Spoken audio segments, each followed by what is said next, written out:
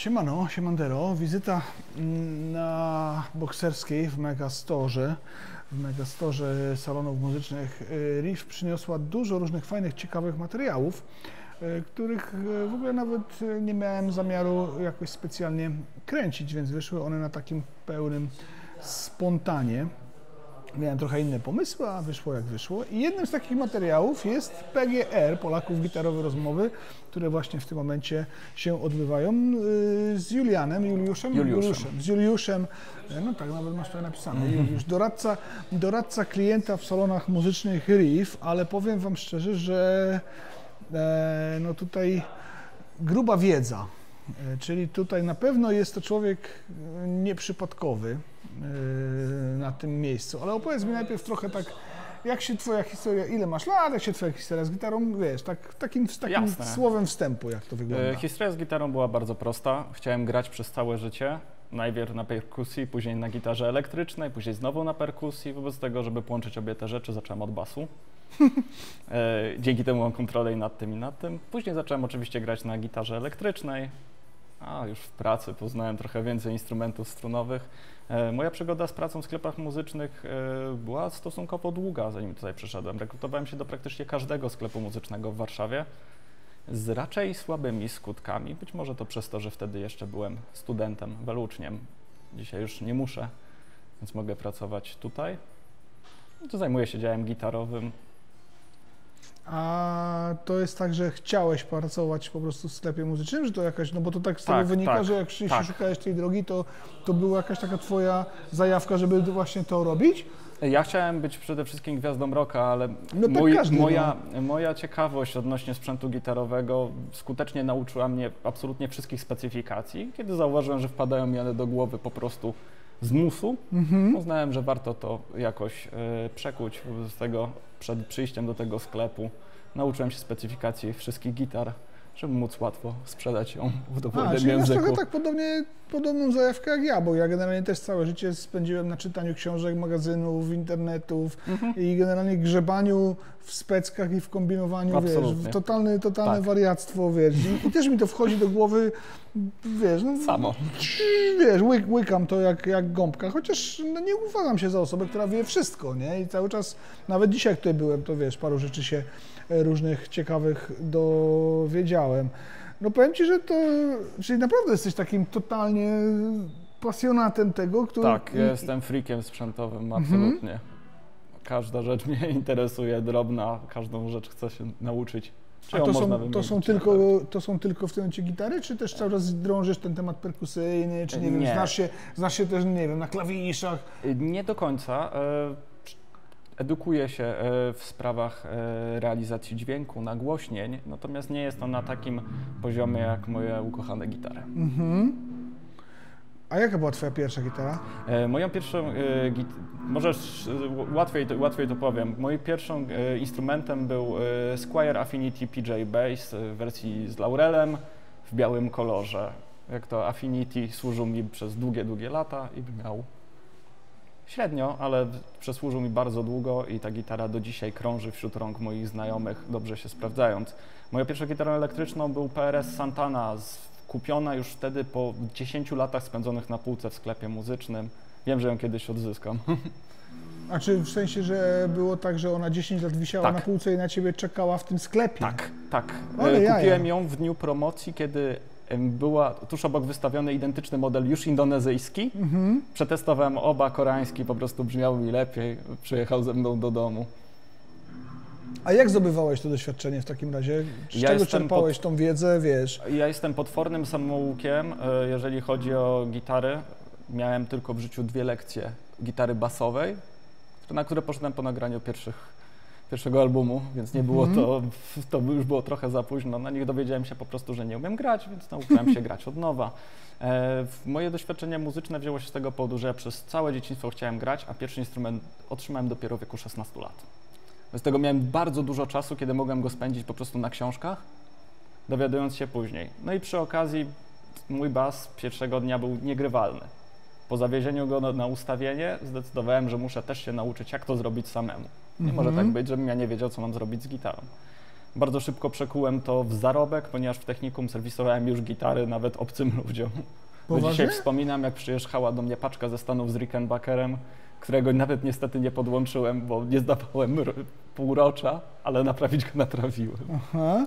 No nie, no to kurczę, i co, i tutaj też w salonach muzycznych Riff zajmujesz się takimi rzeczami jak serwisami? serwisy, Oczywiście. setupy? Tak, moja specjalność to są mostki Floyd Rose. Robię z nimi O. wszystko, znam się na nich każdą specyfikację, więc zawsze mogę coś znaleźć. No to powiedz mi, czy to jest tak, że masz czas, żeby usiąść i na przykład każdą z tych gitar przygotować do sprzedaży i one są takie, że jak je bierzesz z półki, to są gotowe do sprzedaży, czy musisz to niestety zrobić w momencie, kiedy na przykład przychodzi klient i umawiasz się z nim, no dobrze, proszę pana, to ja bym sobie chciał kupić Telecastera, no dobrze, to przygotuję panu 5 czy tam 6 Telecasterów, z których pan sobie to może wybrać. Jak wygląda taka praca z instrumentem? No bo jest ten nie do końca mit, no tak naprawdę prawda, że niestety, ale gitary w sklepach muzycznych nie są do końca przygotowane do gry, tak wiesz, optymalnie, nie? Jest to prawda. Mamy w Riffie, przynajmniej w naszym salonie, rozległą kontrolę jakości instrumentów, które do nas przyjeżdżają.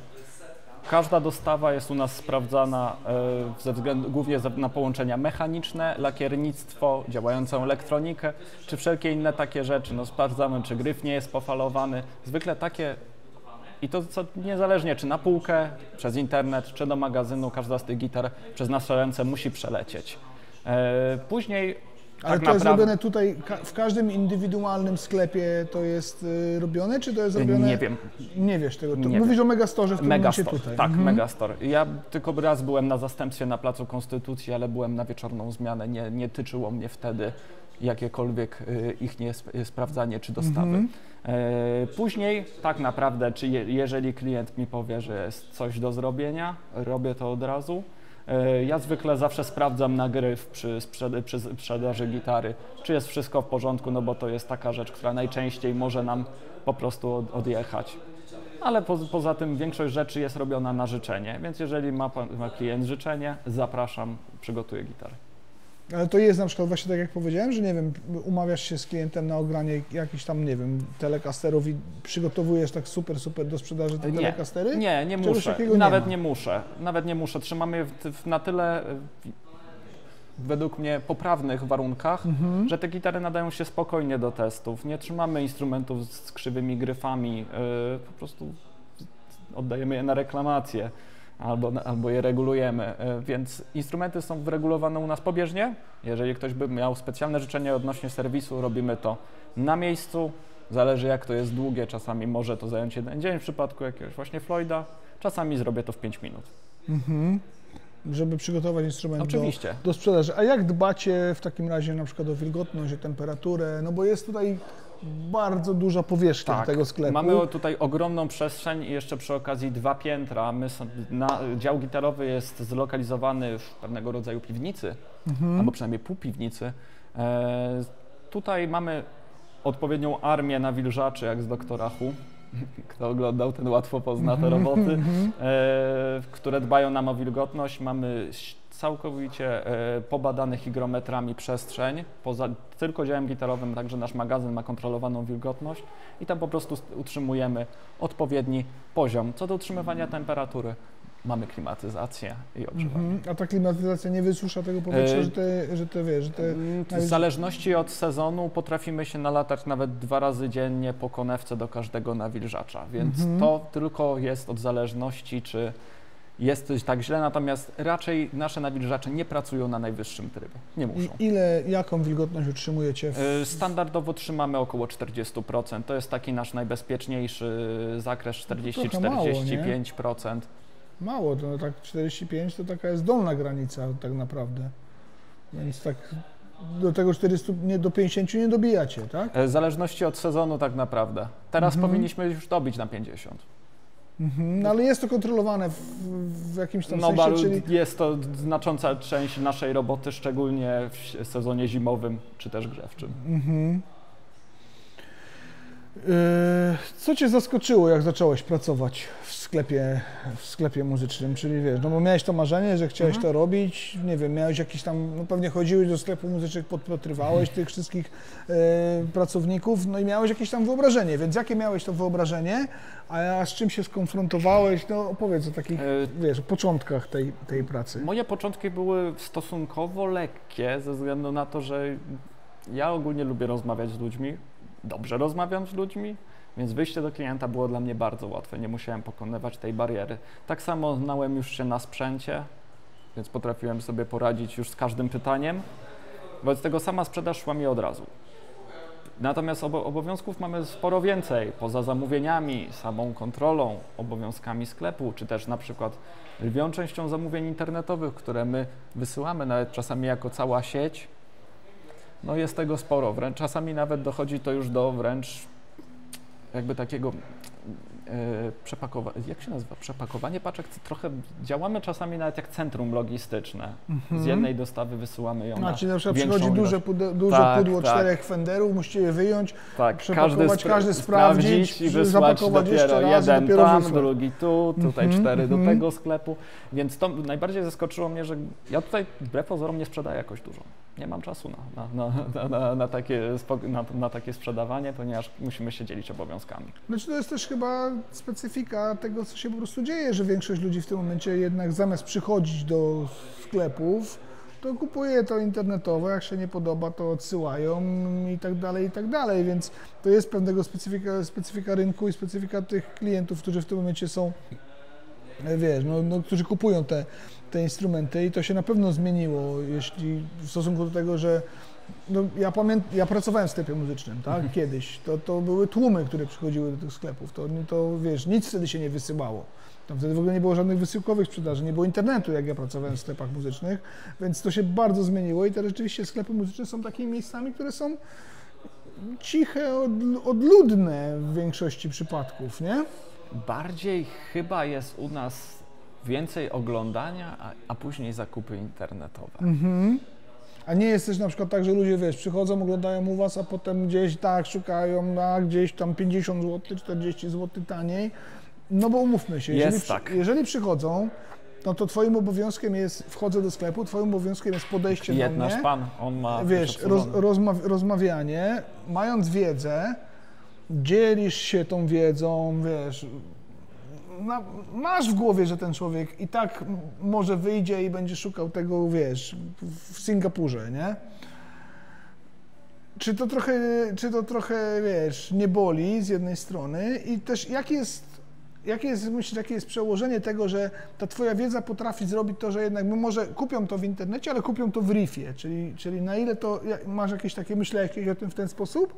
Ciężko mi stwierdzić, ponieważ ja raczej jestem wojownikiem stacjonarnym. Ja wykorzystuję to moje dobre gadanie, żeby zająć się głównie sprzedażami, jakie się dzieją tutaj u mnie w sklepie. Moi koledzy zamawiają dużo więcej gitar, dużo więcej ściągają. Ja raczej skupiałem się na tym, co mam i jak to dobrze zrobić. No dobra, to jak to robić w takim razie? Jakie masz podejście do, nie wiem, przychodzę do ciebie i mówię, proszę pana, no mam 2000 na wydanie, nie bardzo wiem, co kupić.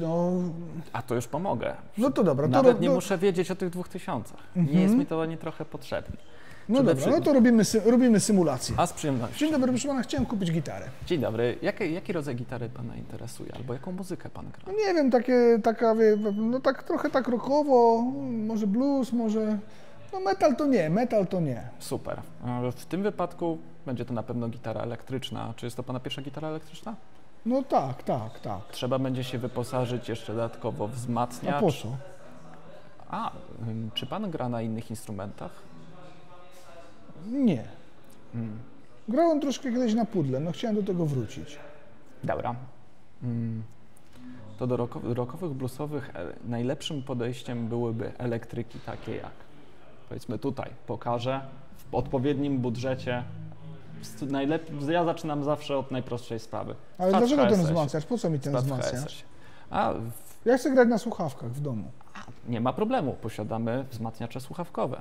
Jeżeli Pan ma ochotę wydać troszkę więcej i przygotować się bardziej na przyszłość, mamy też w bardzo przyjaznej cenie multiefekty gitarowe, które pozwolą Panu grać na słuchawkach, często i od razu nagrywać do komputera i eksplorować bardzo duży zakres tonów bez wydawania pieniędzy na pojedyncze kostki i bez znudzenia się stylem. A ten wzmacniacz to musi być lampowy? Nie, nie. Wzmacniacz lampowy można sobie pozwolić w przypadku głośnego domu albo w przypadku specyficznych wzmacniaczy z redukcją mocy. Jeżeli wzmacniacz lampowy będzie miał troszkę przyjemniejszą dynamikę, jak zauważyłem, do ręki, natomiast w dzisiejszych czasach brzmieniowo cyfra jest bardzo podobna. Oczywiście wszystko patrząc na klasę. No dobrze, to jaką gitarę by mi Pan poradził na początek? W tym wypadku Jetta... Ile kosztuje ten wzmacniacz słuchawkowy? 500 zł, bez złotówki. Czyli tak naprawdę muszę 1500 zł wydać na gitarę i już? Tak. Coś jeszcze potrzebuję do tego? Tak, w tym wypadku słuchawki i ten model wzmacniacza słuchawkowego, jakiego my mamy, posiada już stroik. W tym wypadku pozostaną Panu kostki i dobre chęci. Aha, czyli kabel, czyli taki wzmacniacz słuchawki. Nawet, proszę Pan, kabla nie potrzebuje, jeżeli tylko na wzmacniacz słuchawkowy. A, wtedy nie potrzebuję kabla, Nie, no dobrze. ani stroika. Aha. Przydałby się jeszcze, ja lubię mieć gitarę na stojaku postawioną w domu, ja sam mam dziurawe ręce, korzystam z Herkulesów, natomiast mamy stojaki w pełnej gamie.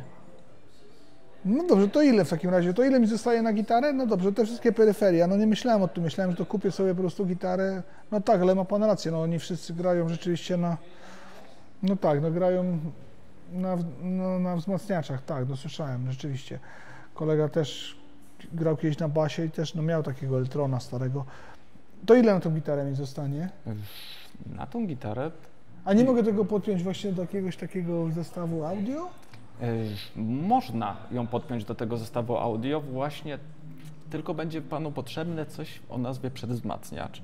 Jest to stricte urządzenie elektroniczne, które jest częścią klasycznych wzmacniaczy, jakie widzi Pan tutaj u nas na półce.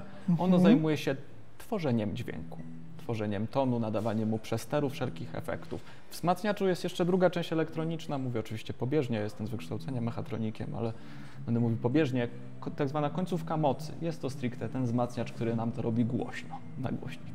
Potrzebny byłby Panu przedwzmacniacz, ponieważ klasyczne zestawy audio są przygotowane na prosty, płaski dźwięk. Nie są przygotowane pod instrumenty typu gitara elektryczna. A to co, coś się zepsuje? Nie zepsuje się, po prostu będzie słabo brzmiało. Mogę pokazać, jak to będzie brzmiało. No dobrze, no to wróćmy do tego wzmacniacza słuchawkowego. To jaką tą gitarę? A czym one się w ogóle różnią, te gitary? No bo to kolorem się różnią, kolorami to one mają bardzo wiele. Druga sprawa, jaką będzie różnica, to będą drewna, z jakich one są wyprodukowane. W instrumentach elektrycznych nie będą miały one aż takiego dużego znaczenia na dźwięk, jak w instrumentach akustycznych, natomiast często odpowiednie wzory mogą powodować odpowiednie kolory. Z gitarami podobnie jak z samochodami. Płacimy za to, co mamy na masce i płacimy często za jakość wykonania, jak i za same silniki. Ja jestem zawsze skory do tego, żeby sprawdzić gitarę ręką, później uchem, a na końcu dopiero okiem. A to Pan może mi na nie zagrać, no bo ja jeszcze nie umiem na nie grać, Pan może mi na nie zagrać, tak? Tak. Styl blues i rock. Poradzę sobie. Mhm. No dobrze, no to...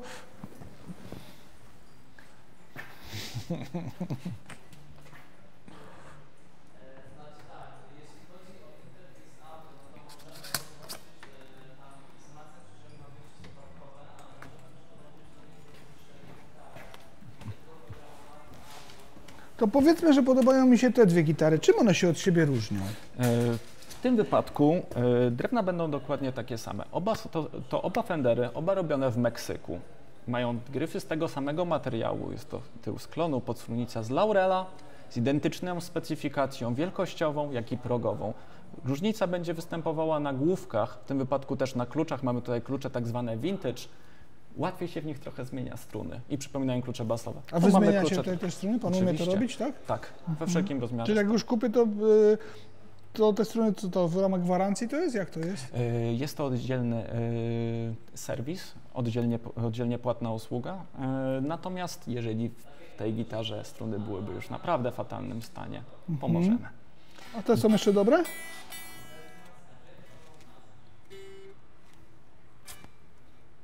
plus minus, raczej takie do dobicia i do zmiany. No rozumiem, ale te gitary są troszeczkę za drogie. To jaką gitarę pan by mi naprawdę polecił w takim Oczywiście. razie? Przede wszystkim ja zawsze lubię zacząć od modelu, który jest przystępny cenowo, absolutnie dla każdego. No powiedzmy, że tam 1000 zł, tak? 1500 może z tego zostanie. Jak no, dojedziemy do 1500, pobawimy się trochę bardziej. Chwilowo zacznę od klasycznych modeli za 1000 zł. Nie, no taka różowa, to nie, Dobra. no to żona się będzie ze mnie śmiała. Może nie? i różowa, ale z bardzo grubą palisandrową podstrunicą, którą sami wyhodowali, żeby je wkładać do gitary. Jasne. Mam Kto sam ją wyhodował? firma Jet w Słowenii. Aha. Mam też oczywiście wersję w stylu klasycznego butterscotcha. Mamy tutaj cały gryf z pieczonego klonu, nie mamy palisandrowej podstrunicy. Jest to trochę bardziej klasyczny wygląd, natomiast w przypadku mocniejszego grania sugeruję przejść na gitarę z humbuckerami. A to co to znaczy? A humbucker, przystawka, którą najprościej poznać po podwójnych zwojach, może być schowana w wspaniałej metalowej pokrywce, może być odkryta. Czyli co, na przykład ta gitara będzie fajna? Ona taka, no ładna w sumie jest nawet, no. To będzie całkiem niezły model, drewniana, natomiast no. ona będzie dosyć ciemno brzmiała, więc nie do każdego rodzaju bluesa będzie pasowała. Zależy o jakim bluesie mówimy, czy bardziej Richie Kotzen, czy bardziej Stevie Ray Vaughan, czy może bardziej Gary Moore. No wie pan co, no tak Tadziu nalepa Jurek Syczyński, no coś takiego, no. Dobra. Do takich rzeczy będzie się też nadawała spokojnie. Większość brzmienia gitar i tak jest wywołana wzmacniaczem. Dla początkującego główną rzeczą, na jaką zwracam uwagę, jest to, jak często gra z przesterem i czy ten przester lubi.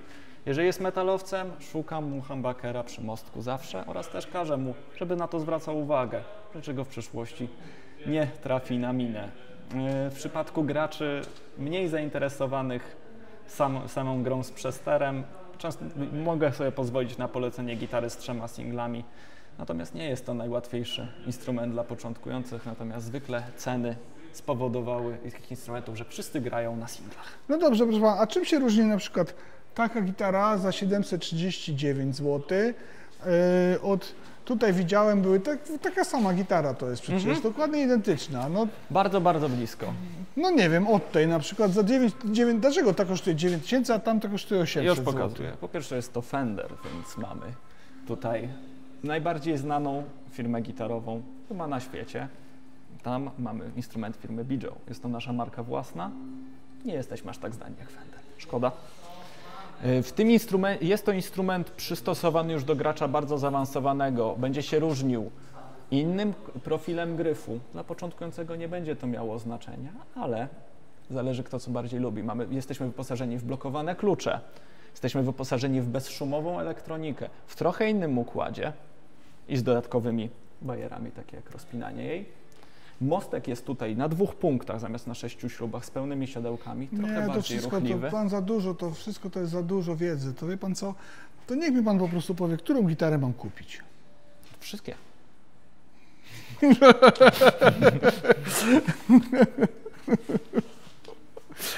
Nie, no generalnie rzeczywiście, no i właśnie, no i chodź, ale no i co, i robisz, wiesz, robisz takie, całą taką akcję, czekaj, musimy się trochę rozjaśnić, robisz sobie całą taką, kurczę, akcję i jak jest duży odsetek tego, że jesteś w stanie to, no bo rzeczywiście, no zaprezentowałeś cały przekrój wiedzy, nawet nie ściemniałeś o tym, że tam, nie wiem, Olcha będzie grała i tak dalej, wiesz, jaśniej od klonu i w ogóle, czyli nowa szkoła, że tak powiem, rozmawiania o instrumentach. Jak jest, wiesz, no, dużo jest takich ludzi, którzy się decydują jednak w ten sposób, że zostają tutaj w sklepie i kupują to dzięki takim poradom? Tutaj bym bardziej połączył, że są 2 rodzaje ludzi. Jedni chcą kupić gitarę u nas i oni zwykle tą gitarę kupują i moim zadaniem jest wtedy, żeby znaleźć im po prostu, która z nich pasuje. Są ludzie, którzy wymagają osobiście mój ulubieńszy rodzaj klienta, który wchodzi i mówi: dajcie mi basy z radiusem na podstrunicy 7,25. Czyli już wiedzą, co chcą. I wtedy tak? się mnie woła i ja mówię, które to mają, wtedy je dajemy i mogę już się cieszyć, że tak, tutaj trafiłem. Niektórzy, Oglądaczy jest wbrew pozorom sporo, ale sam przez długi czas byłem oglądaczem. Zresztą gdybym nie dostał tutaj katalogu od Ibaneza, od mojego kolegi, nigdy bym tutaj pewnie się nie rekrutował, a tak to poczułem się po prostu bardzo miło.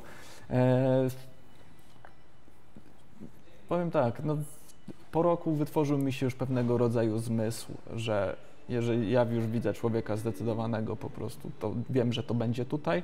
Jeżeli nic mu nie będzie pasowało z gitar u mnie, zawsze jestem gotów sprawdzić, co mam w ofercie jeszcze w sieci, jak szybko mogę to ściągnąć i czy to w ogóle mu będzie pasowało. Zwykle ostatki negocjacji są u mnie przy komputerze. A powiedz mi, wszystkie te gitary znasz na pamięć, które tutaj wiszą? Z elektryków jestem 100% pewien, że tak. Czyli biorę gitarę i mówisz o niej pełną specyfikację, tak. Aż tak? Tak. Ale jeżeli no bo one się zmieniają, to nie wiem, przygotowujesz się do tego, cały czas szukasz tych informacji i już wiesz, co przyjdzie, czy na przykład dopiero jak przychodzi, to się w jakimś tam sensie tego uczysz i o tym czytasz? Jestem na tyle na bieżąco z rynkiem muzycznym, że nie muszę się przygotować przed dostawami. Czyli po prostu siedzisz już non-stop, cały czas tak. jesteś w tym temacie i jest to twój... to nie jest większa hobby część już mojego życia. Tak, to jest zarobek, to jest już mój zarobek. To jest moja Ale to patrzysz na to teraz życia. z takiej perspektywy, że to już jest właśnie twoja praca, czy cały czas jest to twoje hobby, które się przerodziło w pracę i ta praca jest dodatkiem i te pieniądze są dodatkiem, czy już to bardziej patrzysz z tej perspektywy, że musisz to teraz robić, bo to jest twoja robota? Ja chodzę do pracy, bo lubię pieniądze, bo mi są potrzebne do życia. Natomiast cieszę się, że mogłem sobie już na tyle się wyszkolić i na to pozwolić, żeby móc pracować także z moją pasją. Uważam, że jeżeli utrzymam dobrą tendencję do trzymania nauki, dalsza droga jest dla mnie możliwa. Ja się czuję w swoim środowisku, jak i na swoim stanowisku bardzo komfortowo i na razie niczego nie planuję. Czyli lubisz tą robotę. Absolutnie. Po prostu. Lubisz kontakt z klientem, lubisz instrumenty, lubisz się o tym dowiadywać i dlatego tutaj jesteś. Tak oczywiście. Super, kurczę, no to wiesz. To wszyscy tutaj tak mają, czy nie do końca? Nie wiem, czy wszyscy są aż tak lubią gadać jak ja, bo ja tu jestem znany z tego. Natomiast każdy z nas lubi muzykę związaną z gitarami i każdy z nas szuka i odnajduje w nich czegoś trochę innego. Każdy z nas gra na zupełnie innym poziomie. Mamy samouków bardziej siedzących w domu, którzy mucą cały czas. Mam samouków mniej siedzących w domu. Jeden komponuje, drugi skończył jazz. Jeden inny nie komponuje, ale dżemuje. Czyli generalnie pracują muzycy zarażeni tą pasją, tak. I wszyscy raczej mają tego typu zajawkę. Nie ma tutaj osób z przypadku, tak? Nie. A to już jest na przykład na etapie, czy to już jest ten przesiew na etapie rekrutacji, czy to dopiero, nie wiem, kogoś się czasami przyjmuje i to po jakimś czasie się okazuje, że no może nie do końca, to wiesz, to jest twoje miejsce. No jak rekrutacja tutaj nie była łatwa. Zdarzył nam się raz pracownik, który się nie nadawał. Natomiast ja się rekrutowałem przez jakieś 2 tygodnie i dzwoniłem praktycznie codziennie, to może mi już dali, żebym się odczepił. Mi po prostu bardzo zależało. No rekrutacja nie jest łatwa. To jest jedyna rzecz, jaką mogę powiedzieć, a raczej rzadko to zaglądam. Nie mam mózgu do takich biurowych, papierkowych rzeczy. A to jest tak na przykład, że taka symulacja, którą sobie tutaj przedstawiliśmy, jest też elementem takiej rekrutacji, tak fizycznie, że wiesz, że musisz przekonać kogoś, wiesz, że niech mi pan sprzeda ten ołówek, na tej zasadzie to jest? Mamy szkolenie ze sprzedaży, ja jestem trochę złą osobą, żeby na to odpowiedzieć, ponieważ ja mam swój własny system sprzedaży i prezentowałem go od początku i zaprezentowałem go na mojej rozmowie próbnej. Dla żartów mogę powiedzieć po rosyjsku.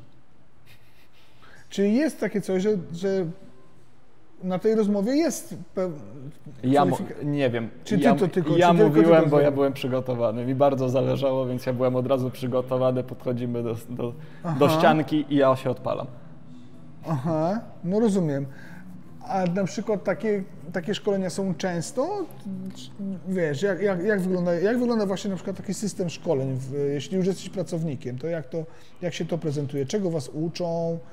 wiesz... Na starcie przede wszystkim uczą nas samego podejścia do klienta, obsługi. Mamy pierwsze i tak tygodnie, to jest głównie BHP i pożarnictwo, ale to dobrze, przynajmniej wiem, gdzie jest gaśnica w firmie. Później przechodzimy bardziej na wdrażanie. Większość nauki tutaj jest empiryczna, bo ciężko nauczyć stricte z instrukcji, jak powiedzmy, wykonywać całkowicie od początku zamówienie internetowe, łącznie ze spakowaniem, z wysłaniem, z adresowaniem paczek. To jest najlepsze do nauki na żywo i ja większości rzeczy nauczyłem się tutaj na żywo. Mamy często szkolenia produktowe, natomiast ze względu na moją pasję ja się tam nudziłem. Ale to... Wiedziałeś więcej niż ci, którzy cię uczą, tak? Nie mogę tego powiedzieć. Nie mogę tego powiedzieć. Raczej się z tym nie spotkałem, ale to jeszcze się nie sprawdziłem. Mam nadzieję, że kiedyś ja je będę prowadził. Aha, czyli no właśnie, jakie masz ambicje związane z tą pracą? No i tutaj trochę się odsłoniłeś, tak? Że masz taką ambicję właśnie, żeby na przykład prowadzić kursy takie rekrutacji, znaczy sprzedażowe, żeby zostać, wiesz, trenerem sprzedaży? Jakoś to tak wygląda? Nie, to jest rzecz, która mi przyszła naturalnie i to jest nie do nauczenia. Przynajmniej ja nie wiem, czy to można nauczyć człowieka, ponieważ ja się tego nie uczyłem. Na czym głównie chcę opierać się, to na mojej wiedzy sprzętowej. To najbardziej lubię, to mnie najbardziej interesuje i w tym się przy okazji czuję najlepiej. Jest to dla mnie bardzo ciekawe, bo mi to znacząco skraca wszelkie zakupy muzyczne. Ja po prostu czytam papierek. Ja już wiem. Dobra, to chodź teraz mi pokażesz. Wybierzmy najlepszą gitarę do 1500 zł, uniwersalną, która jest w tym momencie w salonach. Masz na to 30 sekund.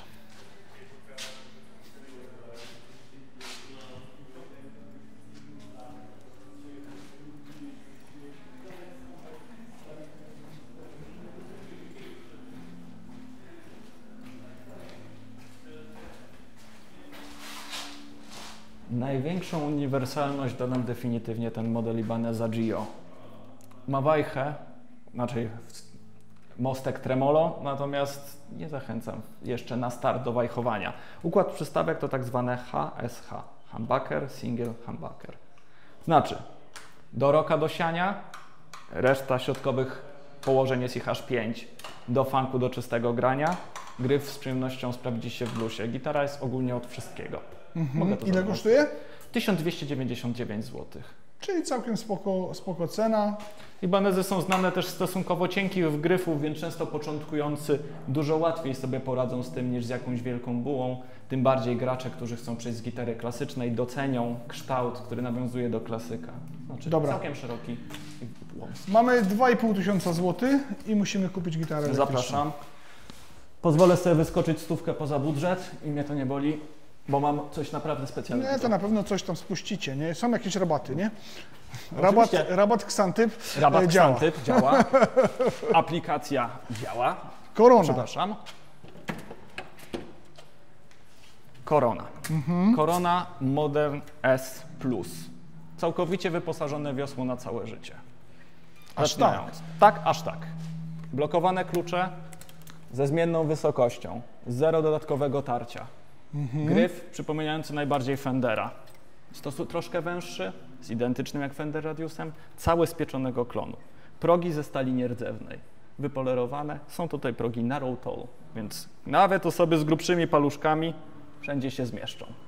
Mamy progów aż 24, co jest wyjątkowe do takich gitar typu Strat. Całe szczęście mamy dodatkową pomoc, czyli wcięcie, jak i trochę bardziej pochyloną płytkę. Gitara jest też wyposażona w mostek tremolo, jest to mostek bardzo wysokiej klasy i z tymi blokowanymi kluczami pozwoli bawić się nim nawet jak Floydem.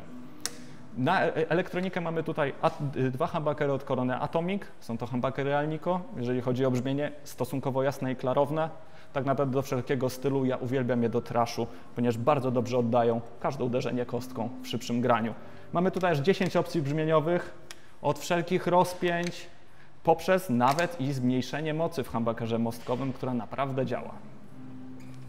Do takich gitar jest dołączony półsztywny pokrowiec, który zastępuje nam w jakiejkolwiek przyszłości w zakupie, nawet i skrzynia. Dobra, jedziemy wyżej. Tu mieliśmy 2500, 4000.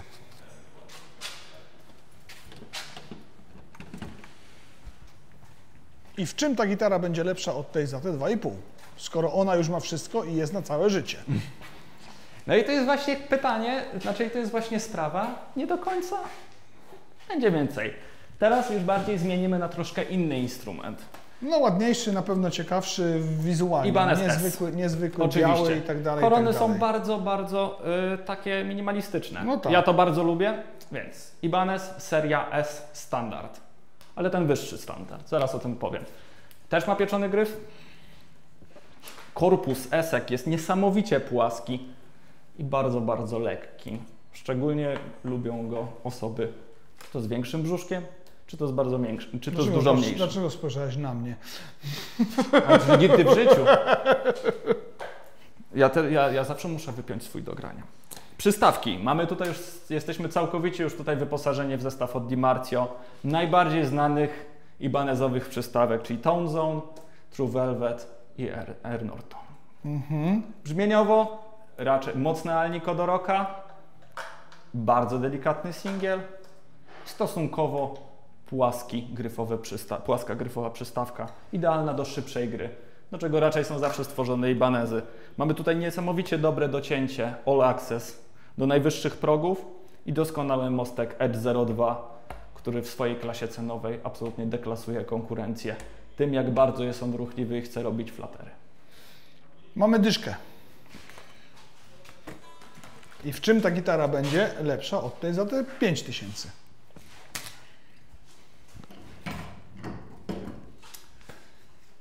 Żeby utrzymać podobny raczej ruch, też zostanę przy Ibanezach. Sięgnę po już znane modele, czyli wszelkiej serii Ibanezy AZ. W tym wypadku, w zależności już od gracza, RG też będą porównywalne. Ja to już bardziej sprawdzam tak. Vintage, Shredder i ten, który umie grać, ale nie gra metalu. Ten, który grać, ale nie gra metalu, doceni duży zakres i klasyczne położenie HSS przy jednoczesnej grywalności zbliżonej do strata. No i trochę bardziej ładnym wyglądzie. Metalowiec doceni świetnie działający mostek od samego patrzenia na niego, troszkę cieńszy gryf i w tym wypadku mocniej grające przystawki. Pan Vintage doceni to, że nie musi bawić się z pływającym mostkiem, jest raczej ta gitara skupiona na singlach, a w tym wypadku będzie nawet troszkę inny radius samej tej gitary. Mamy tutaj przechodzący z 9,5 na 12, co pozwoli wszystkim fenderowcom poczuć się jak w domu tutaj, a tutaj podciągnąć jeszcze troszkę bardziej. Wszystkie te gitary mają skrzynie, wszystkie te gitary mają progi ze stali nierdzewnej, wszystkie te gitary są robione w Japonii. Większa tak naprawdę jest różnica, z jakim graczem mamy do czynienia i czego poszukuje.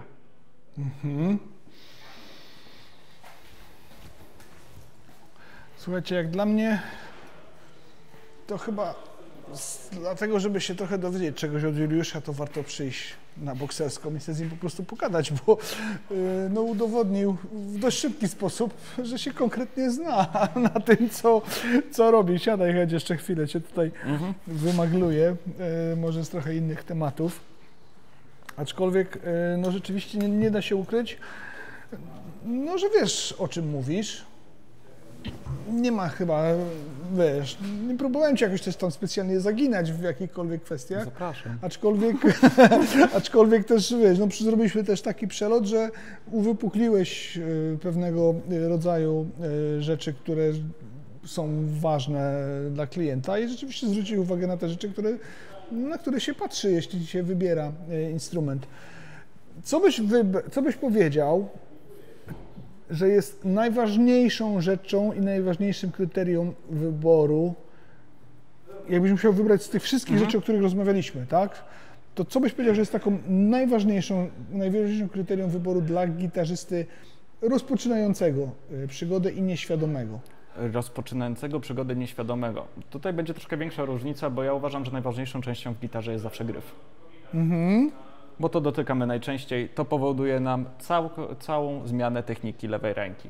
Struny też są bardzo ważne, natomiast początkujący tego nie wie. Ja początkującemu zawsze chcę dać możliwość, żeby on słysząc muzykę, jakiej słucha sobie na słuchawkach, jadąc do szkoły, pracy, studia czy gdziekolwiek, mógł wrócić do domu i powiedzieć: dzisiaj się nauczę tego riffu, i on podłączy tą gitarę do tego wzmacniacza i on mi powie w tym sklepie, że ja lubię Iron Maiden. Ja mu dam ten sprzęt, żeby on po tym odpowiednim ustawieniu, w którego często im mogę wprowadzać, bo lubię brzmienia gitarowe. Ja mam dosyć niestety ciężki gust, ale to jest o czym rozmawiać z kolegami, więc byłbym w stanie mu doradzić. To jest przede wszystkim to, żeby on mógł poznać gitarę jako instrument nie tylko od jednej rzeczy, a jeżeli szuka od tej jednej i chce gitarę tylko do black metalu, to niech chociaż ten black metal u niego brzmi dobrze, żeby to była po prostu motywacja. Więc ja często celuję w gitary uniwersalne.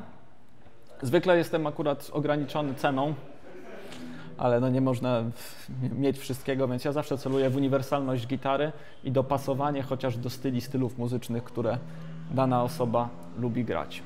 Dobra, a teraz powiedz mi taką sprawę. Co to znaczy, że gitara w riffie jest tak zwanym outletem?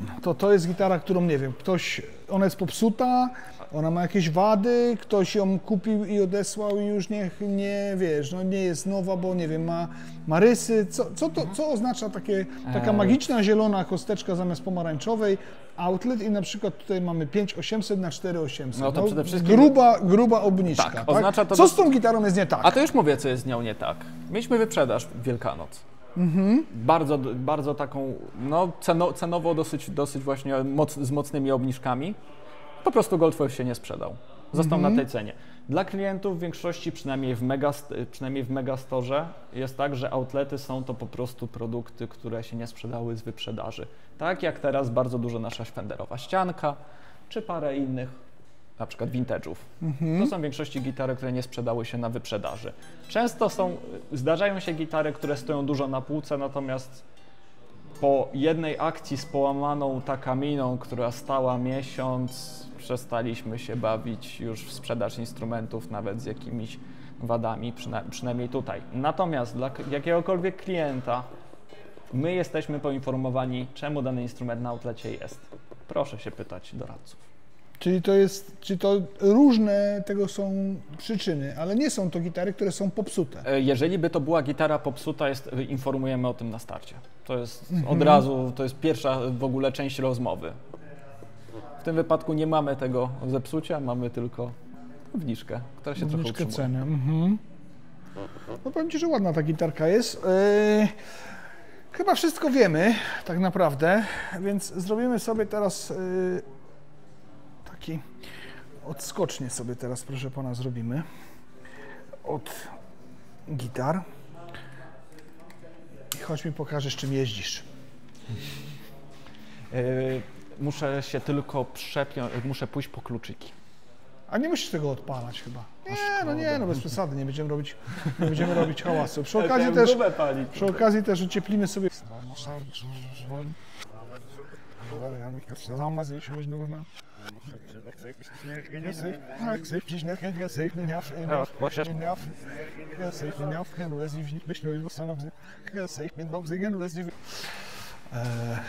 No dobrze, to nie zrobimy sobie pieska.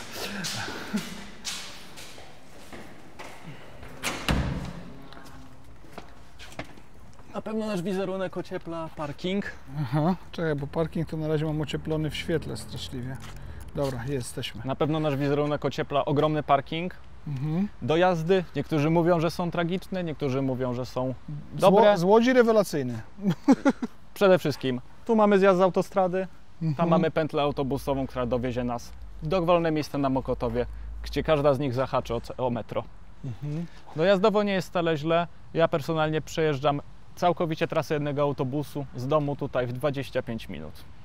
Dobra, gdzie ten twój pojazd? A tu.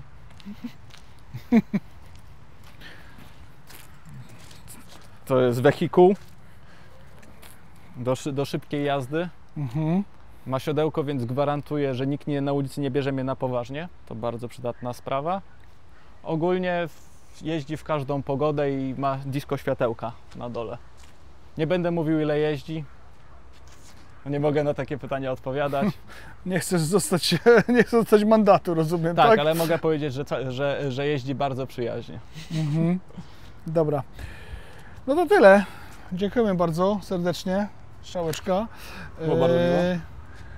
Mam nadzieję, że dowiedzieliście się, że w salonach muzycznych RIF pracują ludzie, którzy mają pojęcie i mają chęci i nie są tu z przypadku.